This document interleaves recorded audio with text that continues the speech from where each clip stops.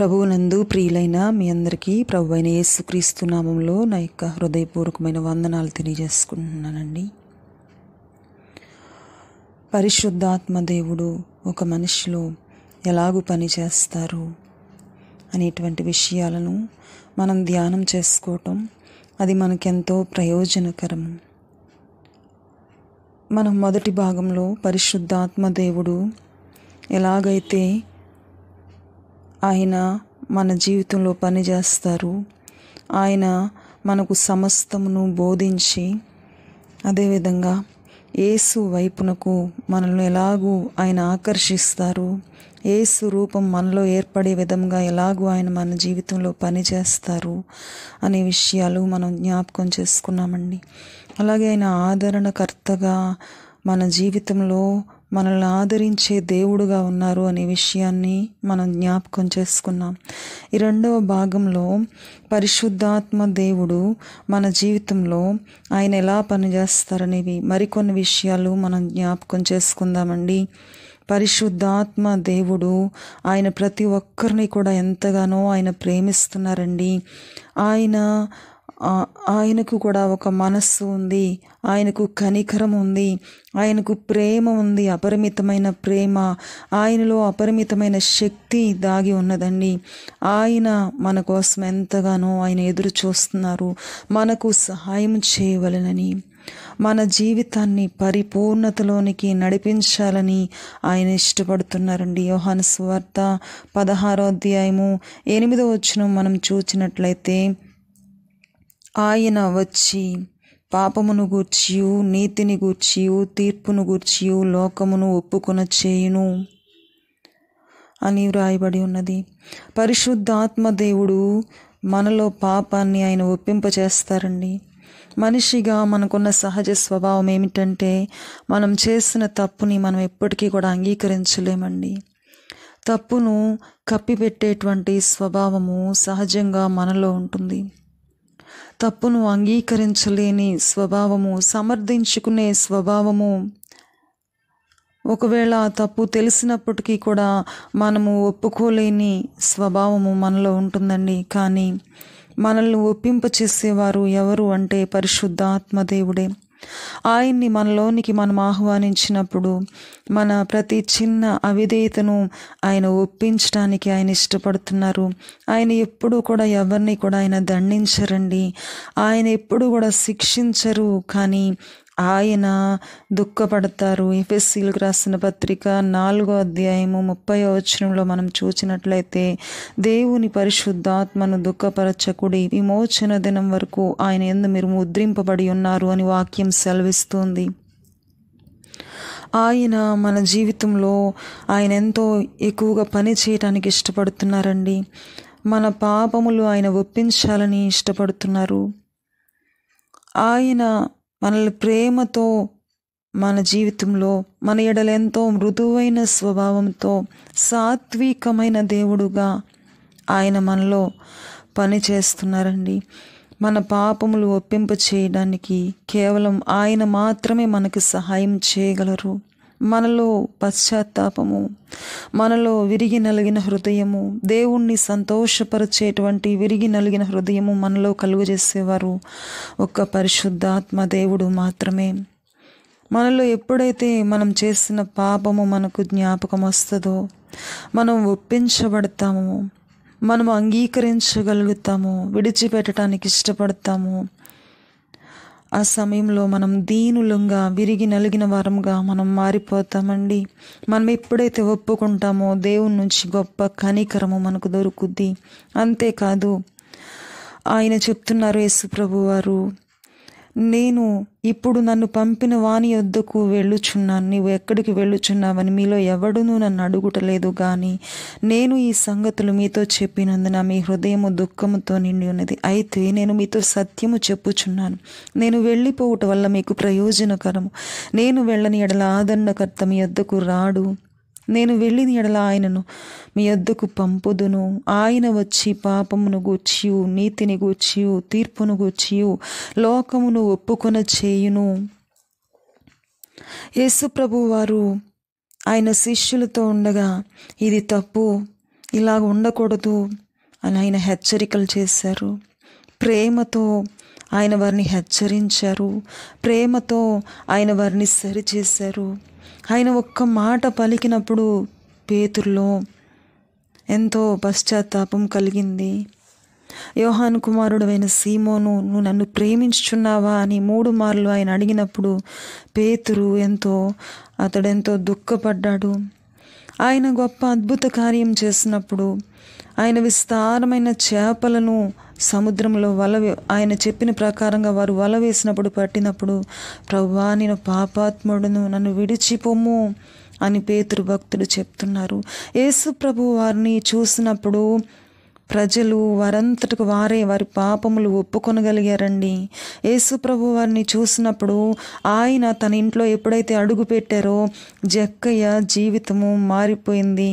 యేసు ప్రభు వారిని చూచినప్పుడు పాపాత్మురాలైన స్త్రీ తన పాపములన్నీ ఒప్పుకుని ఆయన యొద్ద క్షమాపణ పొందుకోగలిగింది. సమాధానముగా వెళ్ళమని చెప్తున్నారు. దేవుని పాపములు క్షమించబడినవి అని.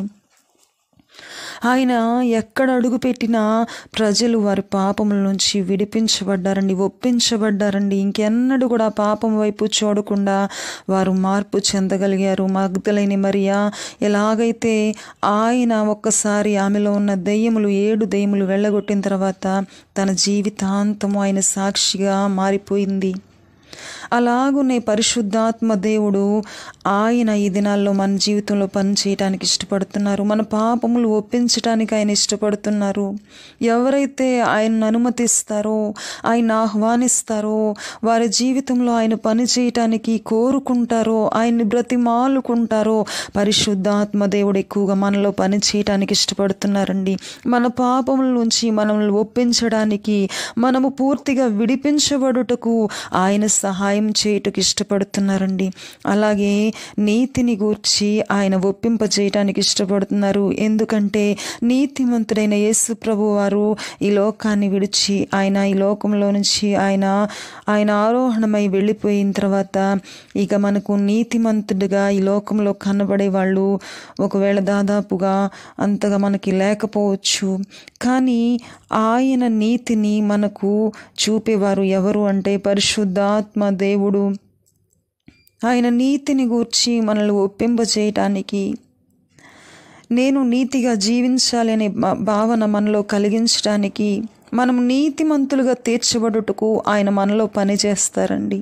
అంతేకాకుండా తీర్పు అనేది ఉన్నది. సాతానుడు తీర్పు అనేది ఈ లోకాధికారి తీర్పును పొంది ఉన్నాడు కనుక తీర్పును గూర్చి మనకు ఒప్పింపజేయటానికి ఒక తీర్పు అనేది ఉన్నది అనే భయముతో మన యొక్క నడవడికను మార్చుకోవడానికి, ఆయన మనల్ని ఒప్పింపజేయటానికి, ఆయన మనలో పనిచేయటానికి ఇష్టపడుతున్నారండి. ఎవరైతే పరిశుద్ధాత్మ దేవునితో సహవాసం చేస్తారో, ఆయన పని చేయటానికి అవకాశం ఇస్తారో, ఆయనను కలిగి ఉండటానికి ఆశ కలిగి ఉంటారో, ఆయనను బ్రతిమాలుకుంటూ ఆయన మీద ఆధారపడతారో, వారి జీవితంలో పరిశుద్ధాత్మ దేవుడు ఎక్కువగా పని చేయడానికి ఇష్టపడుతున్నారండి. ఎవరి జీవితంలో అయితే పరిశుద్ధాత్మ దేవుడు పని చేస్తారో ఆయన అనేక రకాలైన పరిచర్యలు ఆయనకు ఉన్నాయండి. ఎన్నో రకాలుగా మనిషిలో ఆయన పని చేయడానికి ఇష్టపడుతున్నారు. వారి పాపములు ఒప్పించడానికి, వారిని నీతిమంతులుగా తీర్చడానికి, నీతిని గూర్చి ఒప్పుకొని చేసి నీతిని అంగీకరించే విధంగా, నీతిని కోరుకునే విధముగా, నీతి కొరకు ఆకలి దప్పుకులు కలిగి ఉండే విధముగా పరిశుద్ధాత్మ దేవుడు మనలో పని చేయడానికి ఇష్టపడుతున్నారండి. అలాగే తీర్పును గూర్చి మనలో ఒక భయమును కలిగించి, తీర్పు ఉన్నది అని భయముతో మన నడవడికను మనము దిద్దుకొనుటకు, మనము సరి అయిన విధానంలో నడుచుకొనుటకు ఆయన మనకెంతో సహాయం చేయటానికి శక్తిమంతుడై ఉన్నారండి. ఈ రోజున అనేక సార్లు మనము హృదయాన్ని కఠినపరుచుకుంటూ పాపాన్ని మరలా చేస్తూ నీతిని గూర్చిన గ్రహింపు లేకుండా, మనం నీతి కలిగి ఉన్నామా లేదా అనేటువంటి చింత లేకుండా, తీర్పు ఉన్నది అనే విషయాన్ని కొన్నిసార్లు మనం మర్చిపోయి మనము ప్రవర్తిస్తూ ఉంటామండి. మన జీవితంలో ఆయన ఎక్కువగా పని చేయటానికి ఇష్టపడుతున్నారండి. ఆయన 24 గంటలు మనలో పని చేయటానికి ఇష్టపడుతున్నారండి. ఎవరైతే అవకాశం ఇస్తారో వారి జీవితంలో అనేకమైన పరిచర్యలు ఆయన చేయటానికి ఇష్టపడుతున్నారు. పాపమును గూర్చి పదే పదే ఒప్పించుటకు, నీతిని గూర్చి ఒప్పుకొన చేసి నీతి కొరకైన ఆకలి దప్పికలు మనలో పెంచుటకు, తీర్పు ఉన్నదని భయము కలిగి మనం జీవించుటకు మనలో క్రియ జరిగించాలని ఆయన ఇష్టపడుతున్నారండి. ఆయన ఎందుకు మనం అడగకూడదు? ఆయన మీద మనం ఎందుకు ఆధారపడకూడదు? మన హృదయాన్ని కఠినపరుచుకుని మనము పాపంలో పదే పదే ఎందుకు మనము మాటికి పాపంలోనికి మనము జారిపోవాలి? మనం ఆయన సహాయాన్ని కోరుకున్నట్లయితే ఆయన మనల్ని విడిపించడానికి ఇష్టపడుతున్నారు. మన పాపములన్నీ ఒప్పించడానికి ఇష్టపడుతున్నారండి. మనం ఆయన్ని బ్రతిమాలుకోవాలి. మీరు నాలో పని చేయండి, నా పాపపు స్వభావం అంతా ఒప్పింప చేయండి, నీతిని గూర్చినటువంటి గ్రహింపు నాలో కలుగు చేయండి, నీతి కొరకు ఆకలిని నాలో పెంచండి, నీతి కొరకు ఆశలు నాలో కలిగించండి, నేను నీతిగా జీవించాలి అని మనం పరిశుద్ధాత్మ దేవుణ్ణి బ్రతిమాలుకోవాలండి. తీర్పు ఉన్నదని భయముతో మనం జీవించినట్లుగా తీర్పును గూర్చిన గ్రహింపు ఆయన మనలో కలుగజేస్తారు. అలాగే ఇదే యోహాను సువార్త 16వ అధ్యాయము 13వ వచనం మనం చూసినట్లయితే, అయితే ఆయన అనగా సత్యస్వరూపి అయిన ఆత్మ వచ్చినప్పుడు మిమ్మును సర్వ సత్యంలోనికి నడిపించును.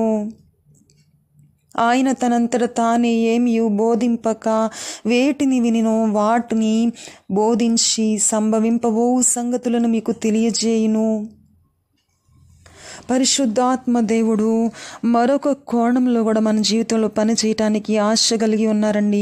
అదేమిటంటే, సత్య స్వరూపి అయినటువంటి ఈ పరిశుద్ధాత్మ దేవుడు మనలను సర్వసత్యంలోనికి నడిపించాలని ఇష్టపడుతున్నారండి. ఈ పరిశుద్ధాత్మ దేవునికి ఒక్కసారి మనల్ని మనం అప్పగించుకున్నామంటే ఆయన ఎప్పటి వరకు మనల్ని నడిపిస్తారు అంటే, ఎఫెసీయులకు రాసిన పత్రిక 4వ అధ్యాయం 30వ వచనంలో మనం జ్ఞాపకం చేసుకున్నట్లుగా విమోచన దినం వరకు మనం ఆయన యందు ముద్రింపబడి ఉన్నాము. విమోచన దినం వరకు ఆయన మనల్ని చేయి విడవకుండా మనల్ని నడిపించడానికి ఇష్టపడుతున్నారు. ఎక్కడ వరకు అంటే సర్వ సత్యంలోనికి మనల్ని నడిపించాలని ఇష్టపడుతున్నారండి. ఈ పరిశుద్ధాత్మ దేవునితో సహవాసము అనేది, ఈ పరిశుద్ధాత్మ దేవునితో సంబంధము అనేది, ఈ పరిశుద్ధాత్మ దేవునితో మన యొక్క నడిపింపు, మన యొక్క జీవిత పయనము అనేది ఒక్క దినమునకు సంబంధించింది కాదండి, ఒక్క నెల దినాలు కాదు, ఒక్క రోజు పొందుకునేది కాదండి. ఇది ప్రతి దినము ఆయనతో మనం అడుగులు వేసేటువంటి జీవిత ప్రయాణము. ఆయన ఆ విధముగా మనల్ని నడిపించాలని ఇష్టపడుతున్నారండి. ఆయన ఆ విధంగా మనల్ని సర్వసత్యంలోనికి తీసుకుని వెళ్ళాలని ఇష్టపడుతున్నారు. నీతిగా జీవించాలని ఆశ ఉందండి. మేము కూడా సత్యం కలిగి జీవించాలని ఆశ ఉందండి.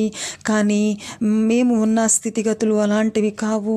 మా చుట్టూ ఉన్న వారి పరిస్థితులు, మేము వెళుతున్నటువంటి పరిస్థితులు మీకు తెలియదండి అని ఒకవేళ మీరు అనవచ్చు. కానీ మనము ఎంత బలహీనమో ఆయనకు తెలుసండి. మన చుట్టూ ఉన్న పరిస్థితులు ఎలాంటివో ఆయనకు తెలుసండి. యెషయా భక్తుడు చెప్తున్నారు, నేను అపవిత్రమైన పెదవులు కలిగిన వ్యక్తినయ్యా, అపవిత్రమైన పెదవులు కలిగిన వారి మధ్యన, అపవిత్రమైన మాటలే దినమిల్లా పలికే వారి మధ్యలో నేను నివసించేవాడినయ్యా అని చెప్పినప్పుడు, అతని యొక్క అసమర్థతను బట్టి, అతని చుట్టూ ఉన్న అపవిత్రమైన పరిస్థితిని బట్టి అతన్ని దేవుడు త్రోసివేయలేదు. కానీ అతను ఎప్పుడైతే దీన మనస్సుతో తన పరిస్థితిని ఆయనకు అప్పగించుకున్నారో ఆ సమయంలో యెషయా భక్తుడిని పవిత్రపరిచి అతడి పెదవులను ఆ నిప్పుతో కాల్చి ఆ యెషయా ప్రవక్తను గొప్ప సాధనంగా, గొప్ప ప్రవక్తగా, బైబిల్ గ్రంథంలోనే ఒక ప్రాముఖ్యమైన కీలకమైన ప్రవక్తగా యెషయాను దేవుడు మార్చివేశారు. దేవుడు బలవంతుల కోసం ఎప్పుడు చూడట్లేదండి. పరిశుద్ధాత్మ దేవుడు గొప్ప గొప్ప వారి కోసం ఆయన చూడట్లేదండి. ఎవరైతే దీనులుగా తమను తాము తగ్గించుకుని ఆయన సహాయాన్ని కోరుకుంటారో, ఆయన కోసం ఎదురు చూస్తారో, ఆయన కోసం కనిపెట్టుకుంటారో వారి జీవితాన్ని ఆయన నడిపించడానికి ఇష్టపడుతున్నారు. నా జీవితంలో ఇప్పటి వరకు ఓటమే నేను చూశాను. నా జీవితంలో ఇప్పటి వరకు నేను ఏది సాధించలేకపోయాను, రాణించలేకపోయాను. నడవలేకపోయాను, నా జీవితంలో నేను ఇప్పటివరకు దుఃఖకరమైన పరిస్థితులు గుండా వచ్చాను, అవమానకరమైన పరిస్థితులు గుండా వచ్చాను అని ఒకవేళ ఎవరైనా తలంచుతూ ఉన్నట్లయితే వారికి పరిశుద్ధాత్మ దేవుడు చెప్పే శుభవార్త ఏమిటి అంటే, ఈ దినాన నేను ఉన్నాను మీకు సహాయం చేయటానికి, మిమ్మల్ని పరిపూర్ణులుగా చేయడానికి, మీ అపజయాలన్నిటిని జయములుగా మార్చివేయుటకు, మీ చెయ్యి పట్టుకుని నడిపించుటకు, ఏ పాపంలోకైతే జారిపోతున్నారో పాపంలో నుంచి విడిపించుటకు. మేము వెళ్ళలేని పయనమండి, ఈ జీవిత ప్రయాణం కొనసాగించలేము, ఇలాంటి వ్యక్తుల మధ్యన మేము జీవించలేము, ఇలాంటి పరిస్థితులు గుండా మేము ముందుకు వెళ్ళలేకపోతున్నాం అనేటువంటి వాళ్ళని నీవు వెళ్ళలేకపోవచ్చు, కానీ నేను ఉన్నాను నీ చెయ్యి పట్టుకుని నడిపించడానికి, నీకు సమస్తమును బోధిస్తూ నేను నడిపిస్తాను, యేసు వైపునకు నిన్ను తీసుకుని వెళతాను, యేసు రూపాన్ని నీకు ఇస్తాను. అంతేకాదు నీ పాపమును గూర్చి నిన్ను ఒప్పుకొన చేస్తాను, తీర్పు ఉన్నదనేటువంటి గ్రహింపు ప్రతి దినము కూడా నీకు నేను ఇస్తాను. అంతేకాదు నీతి కొరకై ఆకలి నీలో పుట్టిస్తాను అని పరిశుద్ధాత్మ దేవుడు ఈ సమయంలో ఆయన నీతోనే మాట్లాడుతున్నారండి. అంతేకాదు ఇక ఈ జీవిత పయనం కొనసాగించలేను అనే వారితో ఆయన తెలియజేసే సత్యం ఏమిటంటే, నీవు కాదు నడిచేది, నడిపించేది నేను. ఎప్పుడైతే నీవు నాకు అప్పగించుకున్నావో నిన్ను నేను నడిపించడానికి ఇష్టపడుతున్నాను. ఎవరైతే మనల్ని మనము ఆయనకు అప్పగించుకుంటామో వారి విషయంలో ఆయన పూర్తి బాధ్యత వహిస్తారండి. ఒక మనిషి వారి మీద ఒక బాధ్యత మోపినప్పుడు ఎంత రెస్పాన్సిబుల్గా ఉంటారు, వాళ్ళు ఎంతగా కేర్ తీసుకుంటారు అనేది మనం ఆలోచన చేస్తే, లిమిటెడ్గా కొంత పరిమితమైనటువంటి పరిమితమైన శక్తి సామర్థ్యాలు కలిగి ఉన్న ఒక మనిషే ఆ విధంగా ప్రతిస్పందించినట్లయితే, మంచి చెడులు కలిగిన ఒక మనిషే అలాంటి ఒక మనసు కలిగి ఉన్నట్లయితే, పరిశుద్ధాత్మ దేవుడు ఒక్కసారి ఆలోచించండి, ఈ దినాన నీ గురించి ఆయన ఎలాంటి ఆలోచన కలిగి ఉన్నారు, ఎలాంటి నడిపింపు కలిగి ఉన్నారు. నిన్ను బలపరచడానికి నీ కోసం ఎదురు చూసే ఒక వ్యక్తిగా పరిశుద్ధాత్మ దేవుడు ఉన్నారు. నిన్ను నడిపించాలని, ఇప్పటి వరకు నేను తొట్టిల్లిపోయాను, నేను అపజయాలు పాలయ్యాను అని చెప్పేవారి కోసం ఆయన చెప్పేది ఏమిటంటే, నీవు ఇక నుంచి జయించుటకు నేను సహాయం చేస్తాను, ఇక నుంచి జయించే విధంగా ఆ మార్గంలో నేను నిన్ను నడిపిస్తాను నీ చేయి పట్టుకుని అని పరిశుద్ధాత్మ దేవుడు ఆయన తెలియజేస్తున్నారండి. సర్వసత్యంలోనికి ఆయన నడిపించడానికి ఇష్టపడుతున్నారు. కానీ కొన్నిసార్లు ఆయనకు అప్పగించుకున్నట్లే అప్పగించి ఆయన చేయి విడిచిపెట్టి వెళుతున్న వారు కూడా కొంతమంది ఉన్నారండి. ఎవరైతే అనుదినము ఆయన యొద్దకు వస్తారో, అనుదినము ఆయన సహాయాన్ని కోరుకుంటారో, అనుదినము ఆయన అధికారానికి ఒప్పుకుంటారో, వారి జీవితాల్లో మహత్తరమైన కార్యాలు ఆయన చేయడానికి ఇష్టపడుతున్నారు. పరిశుద్ధాత్మ దేవునికి మన ఎడల ఎన్నో ఆలోచనలు ఉన్నాయండి.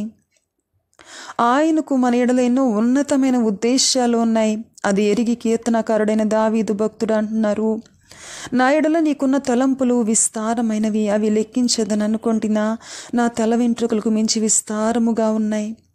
ఎవరైతే ఆయన వైపు చూస్తారో, ఆయన అర్థం చేసుకోగలుగుతారో, వారు నెగిటివ్గా ఎప్పుడు మాట్లాడరు, ఎప్పుడు కూడా కృంగిపోయిన వారుగా ఉండరు. పరిస్థితులు ఎంత భిన్నంగా ఉన్నా పరిశుద్ధాత్మ దేవునికి అప్పగించుకున్న వారు ముందుకే వెళ్ళగలుగుతారండి. ఈ రోజున ఓడిపోయిన స్థితిలో ఉండి, నిరాశలో ఉండి, వెనక్కి తిరిగిపోవాలని ఆలోచిస్తున్న వారితో పరిశుద్ధాత్మ దేవుడు మాట్లాడేది ఏమిటంటే, నేను నిన్ను ముందుకు తీసుకుని వెళ్తాను, ముందుకు నడిపిస్తాను, నీ జీవితంలో ఆ పాపంపై నీకు జయమిస్తాను, నీ జీవితంలో ఆ వ్యాధి నుంచి నేను విడిపిస్తాను, నీ జీవితంలో నీవు ఎదుర్కొంటున్న ఎవరికి చెప్పుకోలేని ఆ సమస్య నుంచి నిన్ను విడిపిస్తాను. నీవు నా చేతుల్లోనికి రావాలి, నీవు నాకు అప్పగించుకోవాలి అని ఆయన కోరుతున్నారండి. ఆయన మనల్ని జీవితాంతం వరకు నడిపించాలని ఇష్టపడుతున్నారు, సర్వసత్యంలోనికి నడిపించాలని ఇష్టపడుతున్నారు. ఆయనకి ఎందుకు మనల్ని మనం అప్పగించుకోకూడదు, ఆయన ఎందుకు బ్రతిమాలుకోకూడదు?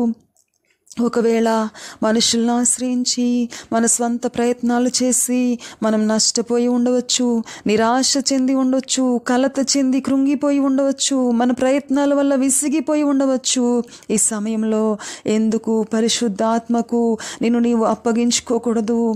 ఎందుకు ఆయనని నువ్వు అడగకూడదు?